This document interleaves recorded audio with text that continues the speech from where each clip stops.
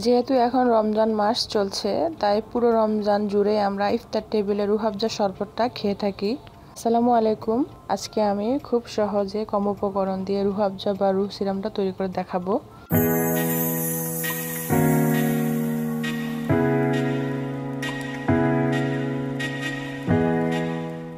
এখানে ফ্রেশ 6টি লাল গোলাপ নিয়েছি। এখন গোলাপগুলো থেকে আমি পাপড়িগুলো ছিঁড়ে নিব। গোলাপের পাপড়িগুলো পরিমাণে 2 কাপ, ওজনে 100 গ্রামের মতো হয়েছে। এখন পাপড়িগুলোকে পানি দিয়ে ধুয়ে নিব। চুলায় হাঁড়ি বসিয়ে 3 কাপ পানি দিয়ে দিব। পানি যখন ফুটতে শুরু করবে তখন গোলাপের পাপড়িগুলো দিয়ে দিব। এখন গোলাপের পাপড়িগুলো এভাবে চেপে চেপে দিয়ে নেড়ে আমি 5 মিনিট জাল করে নিব। 5 মিনিট জাল করা হলে চুলা বন্ধ করে ঢাকনা দিয়ে ঢেকে দিচ্ছি 1 ঘন্টার জন্য। ততক্ষণে গোলাপের পাপড়ি থেকে ফ্লেভার বের হয়ে পানির সাথে ভালোভাবে মিশে যাবে। এখন গোলাপের পাপড়ি থেকে যে পানি বা এসেন্সটা বের হয়েছে সেটি একটি চালের সাহায্যে আমি ছেঁকে নিচ্ছি। চুলায় হাঁড়ি বসিয়ে 1.5 কাপ চিনি দিয়ে দিব আর দিব 1 কাপ পানি। এখন সিরাপে 2টি এলাচ আর 2টি লং দিয়ে দিব। আমি এলাচ 2টি ফাটিয়ে দিয়েছি।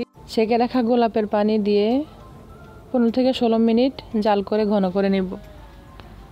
এখন দিয়ে দিব 1 টেবিল চামচ গোলাপ জল, 1 টেবিল চামচ কেওড়া জল।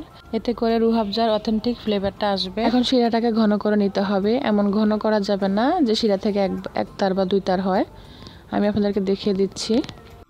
এখন দিচ্ছি 1 চা চামচ সিরকা। এখানে আপনারা লেবু রসও দিতে পারেন। শিরাতে লেবু বা সিরকা দেওয়ার কারণে শিরা জমাট বাঁধার কোনো চান্সই থাকবে না।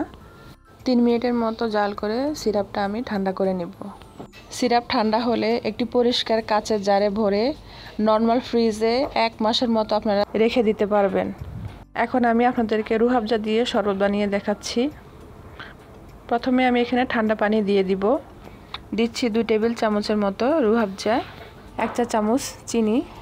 এখন আমি নেড়ে মিশিয়ে নিচ্ছি। ব্যাস তৈরি হয়ে গেল আমার রিফ্রেশিং রুহ আফজা শরবত।